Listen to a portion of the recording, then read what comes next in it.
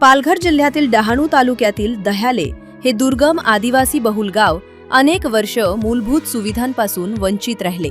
स्वातंत्र्यानंतर तब्बल 2022 पर्यंत या गावात वीज पोहोचली नव्हती। आजही रस्ते, शिक्षण आणि इतर मूलभूत सुविधांची कमतरता असलेल्या या गावानं आता इतिहास घडवलाय।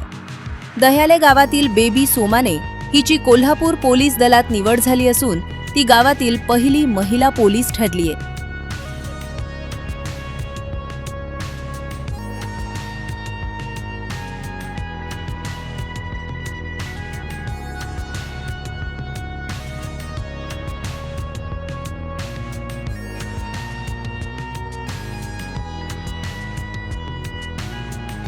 गावात पण खूप विचारतात असं का तुमची मुलगी पोलीस झाली, असं जिकडे जातात तिकडे बोलतात की तुमची मुलगी पोलीस झाली, तुमचं नाव मोठं केलंय। त्यांना ते खूप आनंद व्हायचा। अप्पांनी ज्या अकॅडमी चालू केल्यात ना मोफत, त्यांच्यामुळे खूप असे गरीब म्हणजे मुलं आहेत त्यांना शिकायला पुढे जायला भेटतं। असं प्रत्येक ठिकाणी बरेच हॉस्पिटल आहेत, अकॅडमी आहेत, अंध मतिमंत ते शाळा ती पण आहे। तिथं त्यांनी खूप असं मोठं काम केलंय असं त्याच्या ठिकाणी। त्याच्यामुळे आम्हालाही तिथं जाऊन संधी मिळाली आणि आज पोलीस मध्ये सिलेक्ट झालो। अप्पांना मनापासून धन्यवाद का त्यांनी खूप मोठं काम केलंय।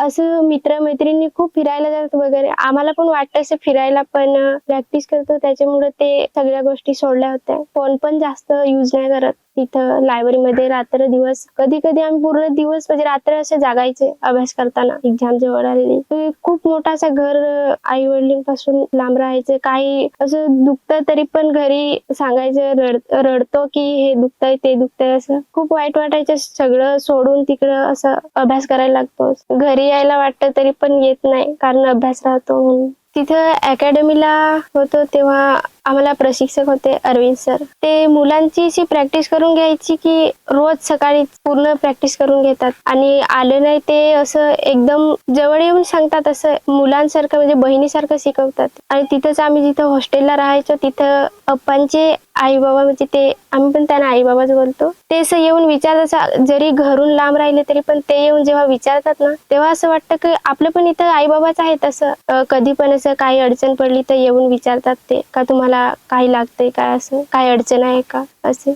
आणि अप्पा पण येतात, काही गरज असेल तर मुलांना मदत करतात असं येऊन। 2026 ला जेव्हा तिकडे गेले तेव्हा खूप कठीण होतं। रोज सकाळीच ग्राउंड करायचं, कंटाळा यायचा। असं रोज रोज तेच तेच करून होत नाही। बाकी गावात पण विचारतात तसं अजून किती टाइम होत नाही येते, मग ते पण असं टेन्शन असायचं। त्याच्यात अभ्यास करायचा, होईल की नाही त्याचं टेन्शन असायचं। 23-24 ला भरती दिली, त्याच्यात 2 मार्काने वेटिंगला राहिले। खूप रडायची तेव्हा, घरची पण परिस्थिती नव्हती परत जायला। मग खूप वाईट वाटायचं का आता जाताना येणार असं। आणि पोलीस भरतीचं माझं लहानपणापासून स्वप्न होतं का मला पोलीस भरती करायची ना, घरची परिस्थिती बदलवायची। घरी मी 2 महिने अशीच होती, मग आई बोलली की जा असं 1 वर्ष अजून प्रॅक्टिस कर। नंतर 15 महिने अजून प्रॅक्टिस केली। आम्हाला बेबी ते दह्याळे गावाची ते त्यांच्या पोलीस भरती झाली, आम्हाला खूप आनंद वाटतं। ते आमचे काश्यापाशी 15-16 किलोमीटर गाव दूर आहे। यांच्या रस्त्याचं काही निवड होत नाही, खड्डे वगैरे आहेत, त्यांचं काही काही प्रॉब्लेम येतं। पावसाळ्यात खाडे भरतात पाणीचे,